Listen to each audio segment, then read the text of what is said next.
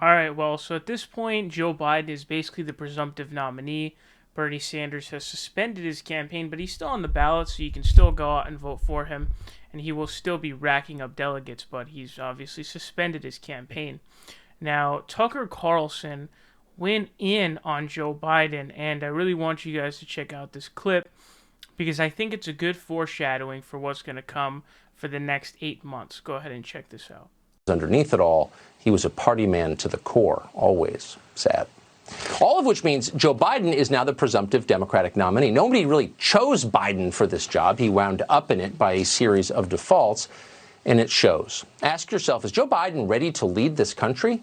Could he find his car in a three-tiered parking garage? Could he navigate a salad bar? And by the way, what exactly is his position on the coronavirus pandemic? Those are the mysteries Democrats now face. Biden has been virtually invisible for the last month. That's not an accident. Joe Biden on camera means more moments like this. We cannot let this, we've never allowed any crisis from the Civil War straight through to the pandemic of 17, all the way around 16. We have never let our democracy take second fiddle. We can both have a democracy and elections and at the same time correct the public health. You follow that? Correct the public health. It's hard to imagine a man like that making it through a presidential debate or even staying awake through the inaugural proceedings. It seems likely that at some point Democratic leaders will try to find a way to replace Biden before the November election. Andrew Cuomo is the obvious replacement, but there are many others.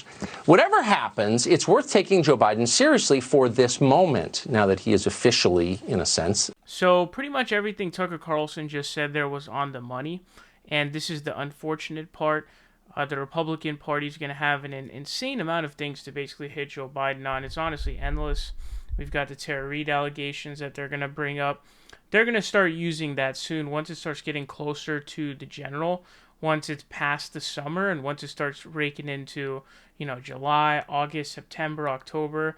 I think they're going to pick up on the Tara Reade stuff, give that a lot of attention, do 24-hour news coverage on Fox News about that, force the other news networks to talk about it as well. Hunter Biden Burisma scandal. Very real stuff, by the way. Super shady. Joe Biden's general corruption problem, like his corruption with the credit industry and the healthcare industry, the health insurance industry, big pharma, all of that kind of stuff. His vote for the war in Iraq, his vote for NAFTA, supporting the TPP. All of these things are all going to come back to bite him, and so we're going to see like 24-hour coverage of that on Fox News. Then other news outlets are going to be forced to talk about it. And so that's what's going to happen. They're saving if you're wondering why there was one tiny piece of coverage on Fox News about Tara Reade and that was on Jesse Waters' show, it's most likely because they're sort of saving it up for the general election, because if they do it right now, what help is that now? It doesn't do anything, right? But if they save it up for the throes of the general, that's a big thing, right? It's a huge thing. So that's a big deal that they're going to be using. Now, another piece is the incoherency and the dementia. I think that's going to be a pretty big deal. You don't want a president who can't even speak basic sentences to his people, sending messages, especially in the crisis that we're in right now. And so he's 100% right about that. I mean, you try and tell me that Joe Biden sounds like a leader or that he's even basically coherent, because he's simply not. And another interesting point he makes there is the default support. It is unfortunate because Joe Biden really heavily benefited from the default support. He didn't even do anything in the Super Tuesday states. Like he barely had any campaign offices. He didn't do any campaigning, but he still won. And so at that point, it's like, wait a second. The guy won an election he didn't really take part in. Joe Biden didn't really take part in this election. He sort of hid the whole time. So it's kind of ridiculous that ended up happening. And so then you kind of have to blame someone at that point, the Dem electorate, whatever you got to blame. It kind of is what it is. And whether or not they're really going to replace someone, I would say I'm not going to rule it out, because the DNC is a private corporation.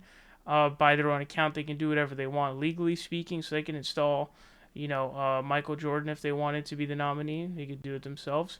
But the question of whether or not they're actually going to do it, honestly, I don't really see it happening. But Tucker Carlson just unleashing on Joe Biden, and he's right on every single point, unfortunately.